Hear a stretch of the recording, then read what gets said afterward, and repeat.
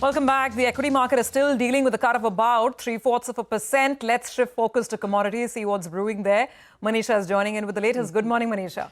Well, every segment and sector and commodity is brewing, but I have to choose one. So I'm talking about the crude oil prices right now. And we are trading at around 6-week highs onto this one. If you look at the month of July, this has been the biggest monthly gain since September 2023 that crude is posting out. And that is by, again, up of around nearly 10% for the month of July there. Well, the US has announced tax on Indian exports, and that's something the markets are looking at. There also is penalty for Russia oil imports. There also has been conversation about China here. So the concerns really come in right now is that India and China, because they are the exporters of refined crude, is what you could be looking at in shortage in the international markets there. Also, Russia is the top oil suppliers to India, with the kind of reports that are available right now do suggest that in first half of 2025, 35% of the overall oil supplies to India came in from Russia. So that's a significant number there, and that's exactly what the markets are reacting to as well. So as I said, there are concerns about refined product exports from like diesel from India and from China as well, and that immediate tight supply is what is keeping the markets in good favor there.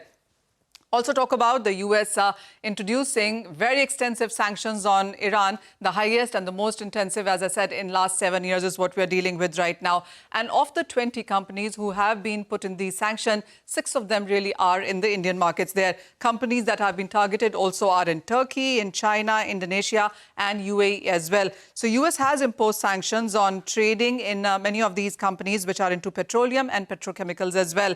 All assets of these companies in US are to be frozen, and if there are US entities a part of these companies, that also will go into a freeze there. So, well, the US entities are prohibited to conduct businesses with any of these companies also. And interestingly, many of these Indian companies, and that should come on your screens really, have imported commodities like methanol, toluene and polyethylene from Iran. Most of these companies also are into supplying and trading. Not too many of them are listed as well. And when you look at those names and those numbers and the kind of period and the imports that we've seen from Iran, clearly have been on the higher side. But as I said, it's not directly crude. It is to do with crude products there. And we are looking at 84 million or 51, 49. And these really are the company names that have been put out by US as well.